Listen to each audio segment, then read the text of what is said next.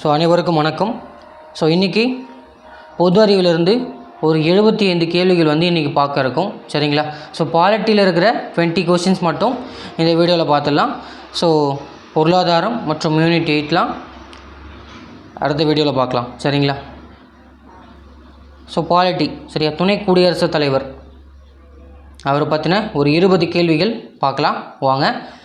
First question, துணை குடியரசுத் தலைவரின் பொறுப்புகளை எவ்வளவு காலம் கவனிக்கலாம் அப்படின்னு கேட்குறாங்க. சரியா? ஸோ இங்கே பொறுப்புகளைன்னு கொடுத்துருக்காங்க. சரியா? நம்ம பார்த்தோன்னே என்ன பண்ணுவோம், 6 மாத காலம். ஸோ ஃபுல்லாக பார்க்கணுன்னு பார்த்தா அதிகபட்சம் 6 மாத காலம், இந்த ரெண்டுத்தில் ஏதாவது ஒன்று தான் எடுப்போம். சரியா? ஸோ ஆனால் இங்கே எது பொறுப்புகளை எவ்வளவு காலம் கவனிக்கலாம்னு கேட்டிருக்காங்க.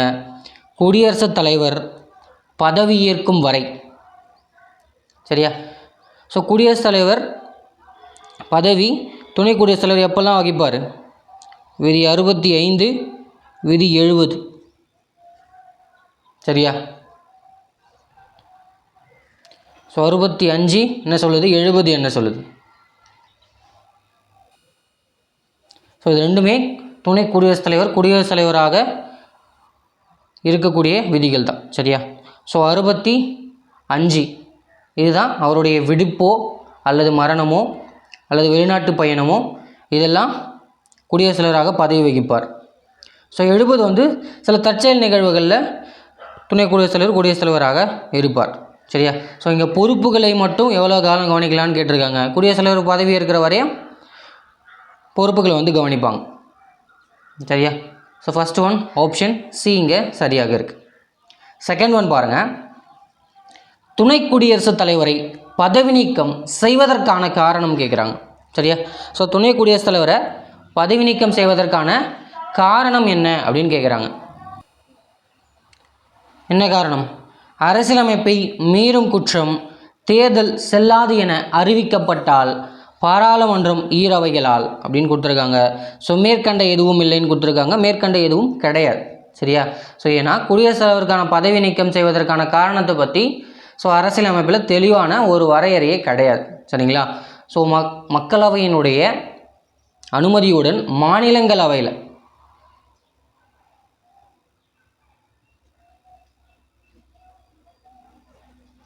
பெரும்பான்மையை கொண்டு பதவி நீக்கம் செய்யலாம். சரியா?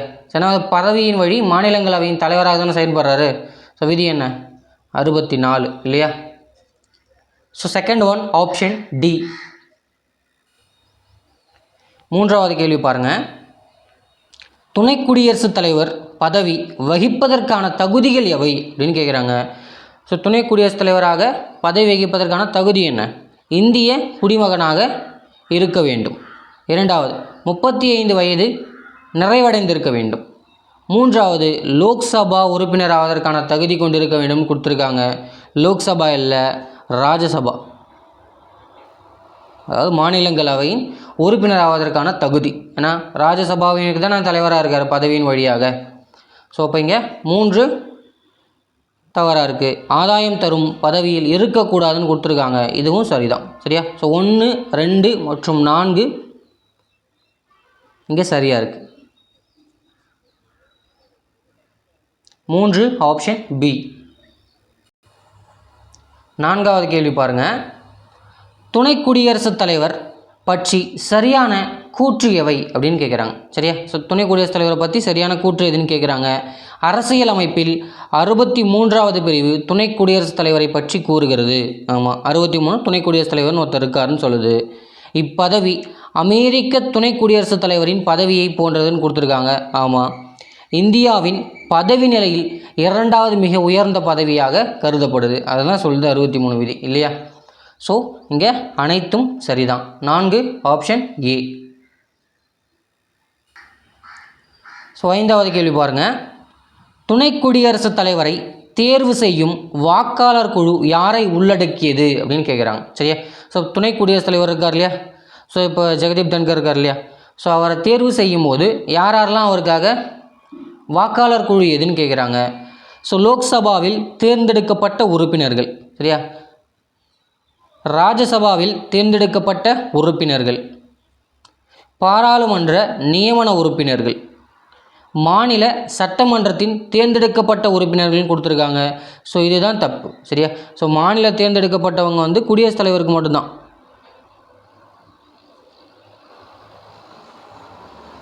தேர்தலுக்கு மட்டும்தான் வாக்களிப்பாங்க. துணை குடியரசுத் தலைவர் தேர்தலுக்கு வாக்களிக்க மாட்டாங்க.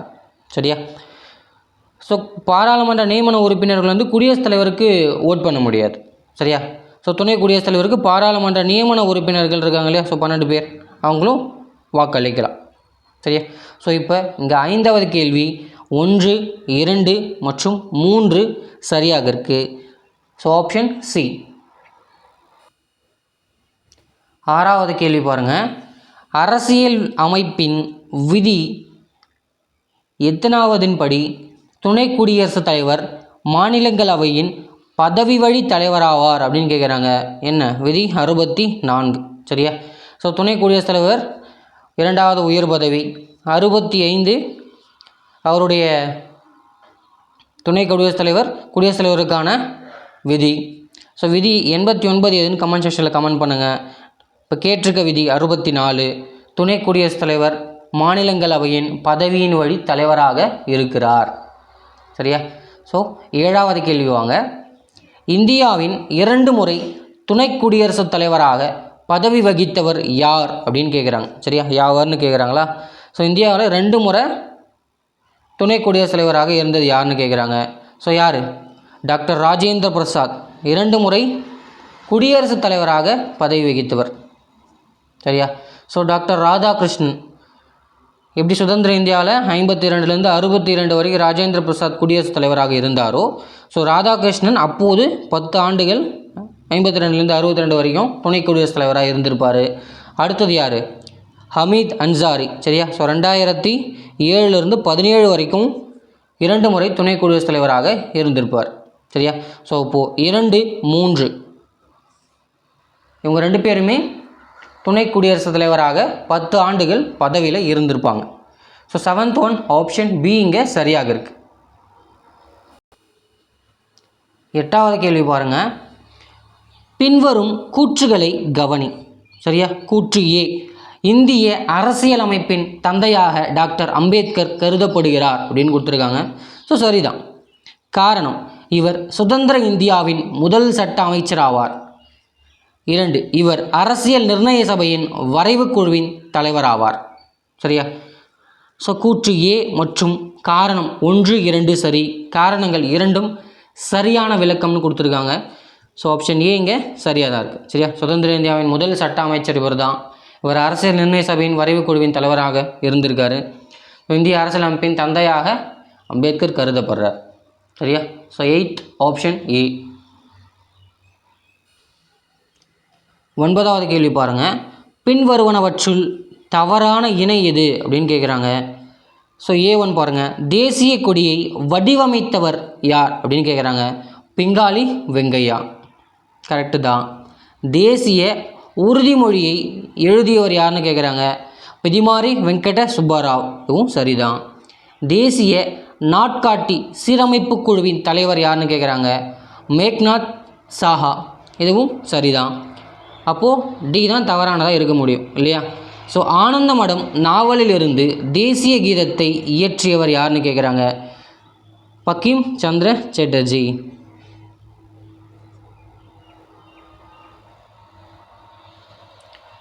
ஸோ 9 ஆப்ஷன் டி இங்கே தவறாக கொடுக்கப்பட்டிருக்கு. சரியா? 10வது கேள்வி போகலாம். ஸோ 10வது கேள்வி பாருங்கள். தவறான கூற்றுகளுள் எவையென கண்டறிக. சரியா? ஸோ தவறான கூற்று எது அப்படின்னு கேட்குறாங்க. ஃபர்ஸ்ட் ஒன், இறையாண்மை என்பது என்ன? சரியா? ஒரு நாட்டின் உச்சநிலை அதிகாரம் அப்படின்னு கொடுத்துருக்காங்க. சரியா? இறையாண்மை என்பது ஒரு நாட்டினுடைய உச்சபட்ச அதிகாரம். எங்கள் நாட்டுக்குள்ளே நாங்கள் தான் யாரும் தலையிடக்கூடாதுங்கிற அதிகாரம். பாராளுமன்ற ஆட்சி முறை ஒன்றிய மற்றும் மாநில அரசுகள் பின்பற்றுகிறது. சரியா? ஸோ பாராளுமன்ற ஆட்சி முறை அந்த சட்டமன்றம் இருக்கு இல்லையா? அங்கே பாராளுமன்றம் இருக்குது, இங்கே சட்டமன்றங்கள் இருக்குது. ஸோ அப்போது செகண்ட் ஒன்றும் சரிதான். பிரதிநிதித்துவ மக்களாட்சி அப்படின்னு கொடுத்துருக்காங்க. ஸோ இந்தியா, இங்கிலாந்து, சுவிட்சர்லாந்து கொடுத்துருக்காங்க. சுவிட்சர்லாந்து என்னது? நேரடி மக்களாட்சி.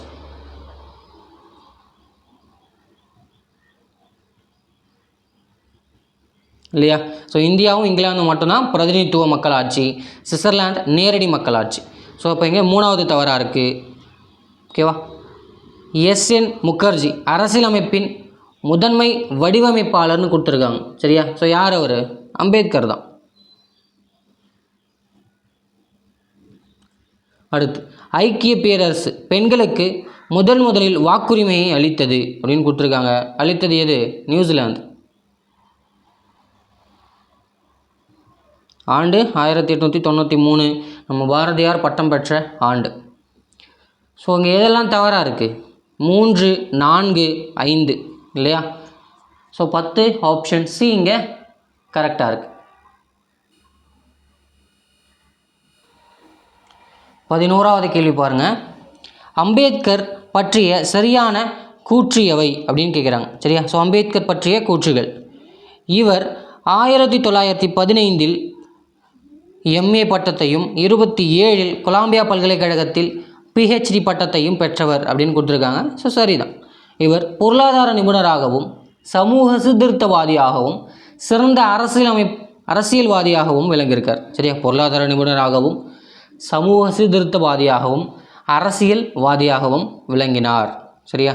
அடுத்து 3வது, இவரது மறைவுக்கு பின்னர் 1992 பாரத் ரத்னான்னு கொடுத்துருக்காங்க. 1990 பாரத் ரத்னா கொடுக்கப்பட்டது. ஸோ இப்போது சரியானதுன்னு பார்த்தோன்னா 1 மற்றும் 2 ஆப்ஷன் ஏ இங்கே சரியாக இருக்குது. 12வது கேள்வி பாருங்கள். சரியான இணை எதுவென கண்டறிக அப்படின்னு கொடுத்துருக்காங்க. ஸோ இதில் சரியான இணை எதுன்னு பார்க்கலாம்.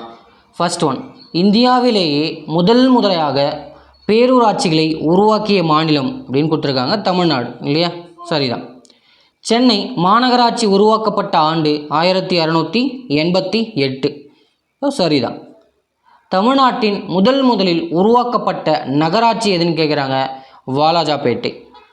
உலகிலேயே பழமையான மற்றும் நீண்ட காலம் செயல்பட்டு வரும் நாடாளுமன்றம் ஐஸ்லாந்து. சரியா? ஸோ அடுத்து 5வது, 1215 எழுதப்பட்ட மகா சாசனம். சரியா? மேக்னா கர்ட்டா என்று அழைக்கப்படுவது அமெரிக்கான்னு கொடுத்துருக்காங்க. இங்கிலாந்து இல்லையா? ஸோ 1, 2, 3 மற்றும் 4 சரியாக இருக்குது. So 12 option B. 13வது கேள்வி பாருங்கள். அரசியல் சமத்துவம் என்பது எதனை உள்ளடக்கியது அப்படின்னு கேட்குறாங்க. சரியா? ஸோ அரசியல் சமத்துவம் என்பது வாக்களிக்கும் உரிமை, பொது அலுவலகத்தில் பங்கு கொள்ளும் உரிமை, அரசை விமர்சனம் செய்யும் உரிமை, சட்டம் இயற்றும் உரிமைன்னு கொடுத்துருக்காங்க. சரியா? சட்டம் இயற்றும் உரிமை அரசியல் சமத்துவம் அல்ல. ஸோ 1, 2 மற்றும் 3 சரியாக இருக்குது. ஆப்ஷன் ஏ 13 ஆப்ஷன் ஏ இங்கே சரியாக இருக்குது. 14வது கேள்வி பாருங்கள். சரியாக பொருத்தப்படாத இணை எது அப்படின்னு கேட்குறாங்க. சரியா? ஸோ இதில் எந்த இணை சரியாக பொருத்தப்படலை அப்படின்னு பார்க்கலாம். சட்டத்தின் ஆட்சி கோட்பாடு. சரியா? சட்டத்தின் ஆட்சிங்கிற கோட்பாடை யார் வெளியிட்டது? ஏவி டைசி அவர்கள் இல்லையா? ஸோ நீடித்த நிலைத்த மேம்பாட்டின் 17 குறிக்கோள்களில் பாலின சமத்துவம் என்பது 5வது குறிக்கோள்னு கொடுத்துருக்காங்க. ஸோ சரிதான்.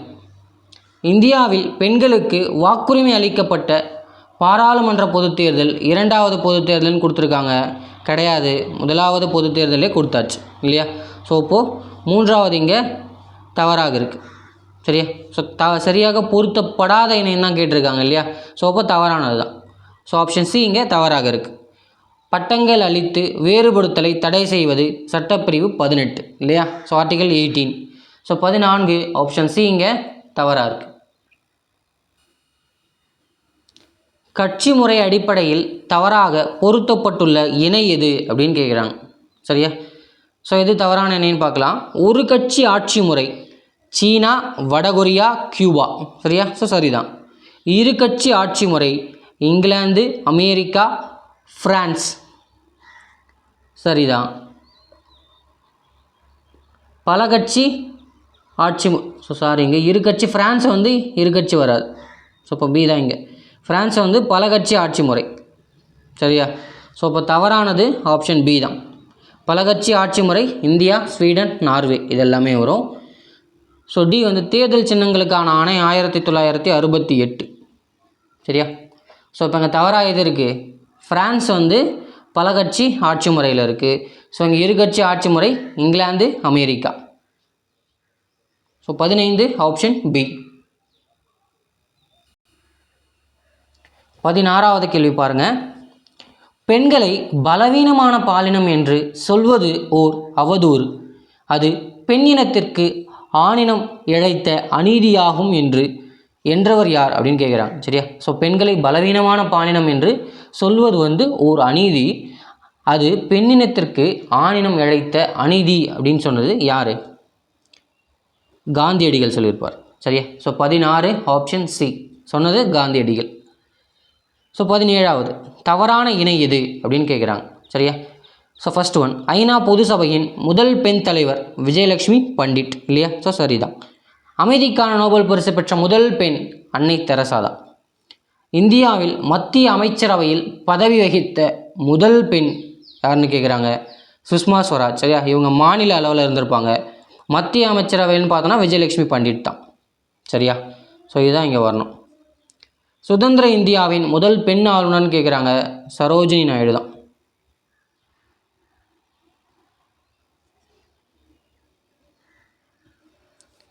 ஸோ இந்தியாவின் முதல் பெண்கள் பள்ளியின் முதல் பெண்ணாசிரியர் சாவித்ரிபாய் புலே இல்லையா? ஸோ 3 மற்றும் 4 இங்கே தவறாக இருக்குது. 17 ஆப்ஷன் சி. 18வது கேள்வி பாருங்கள். ஒரு பொறுத்துக்கு கொடுத்துருக்காங்க. சரியா? ஸோ நுகர்வோர் பாதுகாப்பு சட்டம் 1986 இல்லையா? ஸோ ஃபஸ்ட்டு ஒன்றுக்கு ஆப்ஷன் 2 சரியாக இருக்குது. ஸோ இதுலேயே ஆன்சர் கிடைச்சது ஆப்ஷன் பி தான் இல்லையா? ஸோ அடுத்து சட்ட அளவீட்டு சட்டம் எப்போது? 2009. அத்தியாவசிய பொருட்கள் சட்டம் 1955. சரியா? கருப்பு சந்தைப்படுத்துதல் சட்டம் எப்போ வருது? 1980. புதிய நுகர்வோர் பாதுகாப்பு சட்டம் 2019 இல்லையா? ஸோ 18 ஆப்ஷன் பி இங்கே சரியாக பொருத்தப்பட்டிருக்கிறது. 19வது கேள்வி பாருங்கள். நுகர்வோர் என்பவர் அப்படின்னு கேட்டிருக்காங்க. சரியா? ஸோ பணம் செலுத்தியவர், வாக்குறுதியை பெற்றவர், ஓரளவு பணம் செலுத்தியவர், ஓரளவு வாக்குறுதி பெற்றவர்னு கொடுத்துருக்காங்க. இது எல்லாமே சரிதான். சரியா? நுகர்வோர் என்பது பெறக்கூடியது தான். சரியா? ஓரளவு பணம் செலுத்துபவர் இதெல்லாமே சரியாக தான் வரும். ஸோ 19 ஆப்ஷன் இங்கே டி சரியாக இருக்குது. ஸோ 20வது கேள்வி பாருங்கள். மாநில உயர்நீதிமன்றத்தில் சரியா? மாநில உயர்நீதிமன்றத்தில் கீழில் இருக்க எது சரி எது தப்புன்னு கேட்குறாங்க. ஸோ பாருங்கள். ஃபர்ஸ்ட் ஒன், தலைமை நீதிபதி குடியரசுத் தலைவரால் நியமிக்கப்படுகிறார் அப்படின்னு கொடுத்துருக்காங்க. ஸோ சரிதான். சரியா? ஸோ மாநிலத்தினுடைய தலைமை நீதிபதி யாரால் நியமிக்கப்படுறாருன்னா குடியரசுத் தலைவரால் தான் நியமிக்கப்படுறார். சரியா? ஸோ 2வது, மற்ற நீதிபதிகள் ஆளுநரால் நியமிக்கப்படுகிறார்கள் அப்படின்னு கொடுத்துருக்காங்க. சரியா? ஸோ உயர்நீதிமன்றத்துடைய எல்லா நீதிபதிகளையுமே குடியரசுத் தலைவர் தான் நியமிக்கிறார்.